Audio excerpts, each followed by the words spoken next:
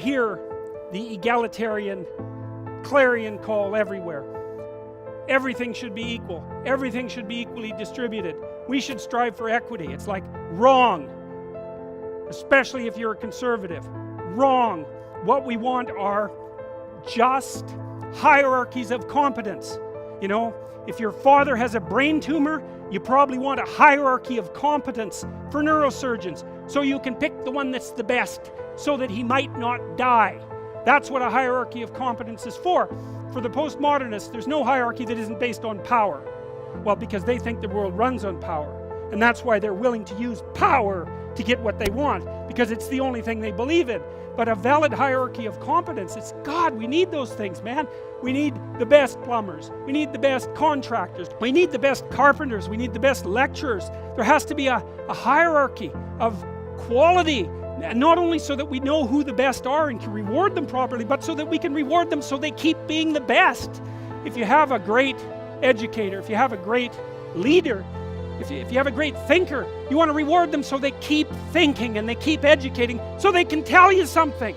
It's not a reward for their intrinsic being. It's a calculated move on your part to suck everything out of them that's valuable as fast as you can. That's what a hierarchy of competence is for.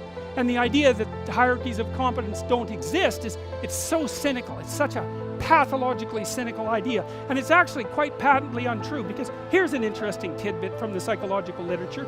Let's say you want to determine what the best predictors are for lifetime success in a Western society. Well, what would you hope for? How about intelligence? There'd be a good one. Let's hope the smart people occupy more positions of complexity, right? Because they're smarter. Would you want it any other way?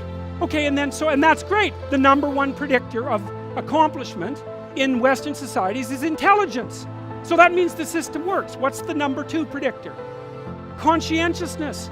Well, what's that? It's a trait marker for hard work. So who gets ahead? Smart people who work hard. Now, that doesn't account for every bit of the difference between people in terms of their hierarchical structure, because hierarchies aren't perfect. They're corrupt. People get to the top sometimes because they're psychopathic, although, believe me, a hell of a lot less than you think. Because a psychopath has to keep moving from place to place, because once he reveals himself as deceitful and untrustworthy, he has to go find new suckers to fleece.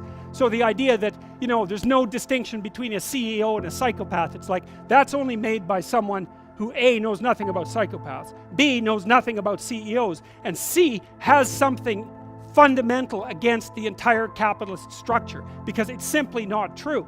Corrupt, sometimes, greedy, sometimes, short-sighted, sometimes running companies that are doing their best to auger themselves into the ground, and so, you know, it's bad people running a dying organization.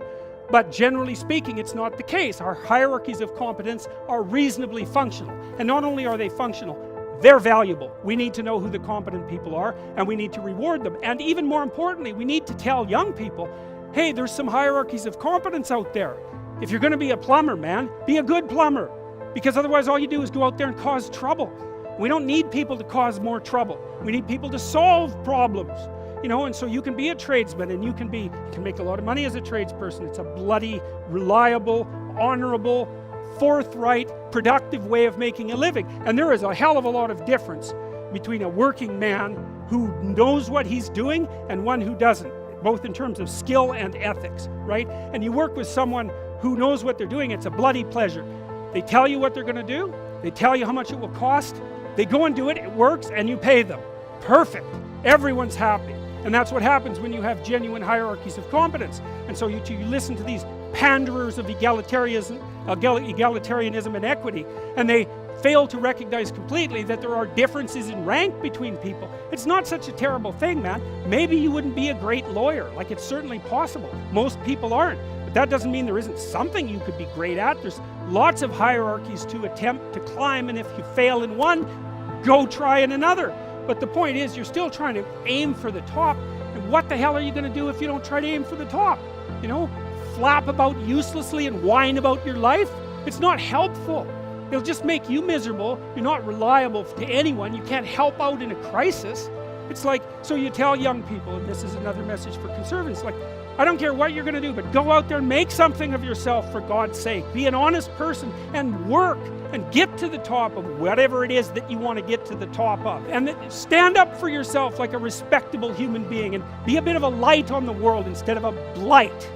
You know? And you can tell young people that, and they haven't been told that by anyone now. And so the young men are so hungry for that it's painful to watch. They're so relieved when someone finally comes up and says, hey, you know, you get your act together a bit, discipline yourself, see if you can learn to tell the truth, concentrate on something for a year or two, you could be a bloody world beater. That might make life worth living.